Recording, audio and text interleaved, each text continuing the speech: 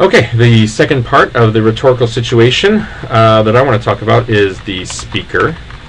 And that, of course, is you. You are the speaker.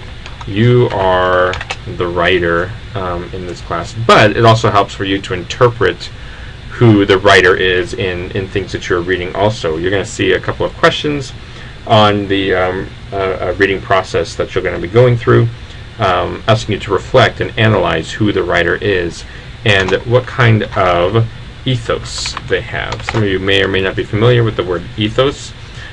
Ethos it's called an argumentative appeal, or it's a rhetorical appeal. And what this refers to is someone's credibility. If you have your credibility depends on your ethos. Okay, so for example, your message is only going to go as far as your credibility takes you with your particular audience. Right? You know, if a writer does not have credibility with an audience, their message isn't going to be communicated. Credibility comes down to a lot of things: the quality of your research, the quality of your grammar, where you publish, the topic that you write about. All of those things work together to determine your credibility. Your professional ethos, your personal ethos, definitely comes into play. So there are a lot of things to help you become, a better writer. So, for one thing is what the ancient Greeks and up until recently a lot of writers valued was what is called imitatio, right, or imitation. I hate to autocorrect sometimes. Imitation. Looking at other writers as models, seeing what they do and mimicking the strategies, the techniques, the habits that they have. And so we're going to be doing a lot of that in this class this semester. So that's why we're going to be doing a lot of reading in this class, is looking at different models for you to imitate. Also, to be a good writer, to be an effective writer, you have to understand that writing is not only personal, but it's also communal. It's a very personal process, you sitting by yourself in front of your computer, typing away, doing your writing. But the tension, right, the agony, the agonistic aspect of this is that you have to communicate this to somebody else, to another audience. So you have to keep your audience in mind at the same time. That's one thing that I really like about the Scott Montgomery textbook, is that's something that he really emphasizes. In order to negotiate this relationship between you yourself as a writer and your audience, it comes down to good research and good writing. It says it on page 15 in the textbook. So the quality of your research, quality of your writing determines your ethos, determines your credibility as a writer. All right, so the third part of the rhetorical situation we have is purpose. You must know why you are writing. Now, Scott Montgomery says that the main purpose in any kind of scientific endeavor and scientific writing is to, quote, gain agreement and cooperation with your audience. It's also on page. It means that you want your audience to do something at the end. Cicero uses the word, you want to move your audience in some way.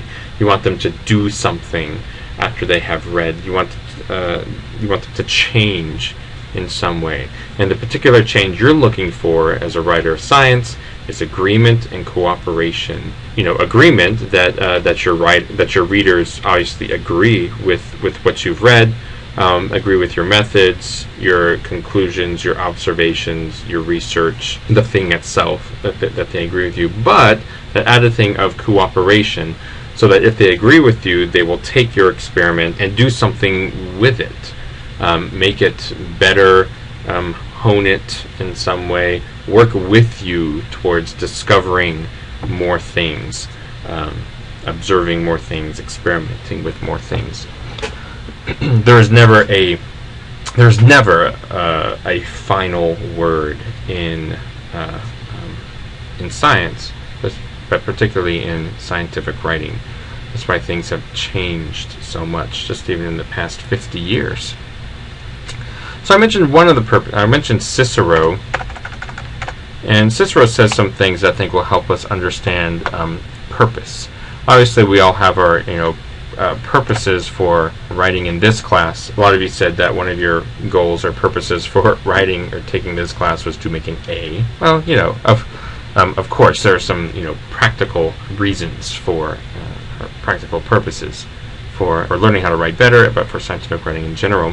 But Cicero has 3 that I think help us understand this relationship between audience and speaker, and something that you'll have to be thinking and writing about. So the first thing that I mentioned was Cicero said, first primary purpose is to move your audience, or in other words, to persuade your audience. So I've already talked about this one. Cicero said that also effective writing wants to inform your audience. You want to teach them something that they didn't know before, and that's part of the storytelling aspect of science. Is you're informing them through this story what you did, why you did, how it relates to what other people have done, and what it means. Those are the big things that you're going to be informing your audience. And then the last thing is, maybe I should go ahead and jot those down for you. So what you did, why you did it, what it means, and what it means in relation to what others have done before. There you go. And then, of course, to entertain, Cicero uses the word to delight. You've got to keep your audience interested. Because if they're not interested, if there's no interest there, they're not going to keep reading, right? So that comes down to a lot with style and organization and the different rhetorical moves that you make. It doesn't mean making sure that you're telling jokes, but things like talk about organization, style, voice. These are all things that we'll be going over in the class. But also design, how it looks visually, the kinds of charts and maps and graphs, things that you're using. Those are what keep your audience interested as well. So it doesn't mean telling a joke or showing a movie, though it certainly can mean that.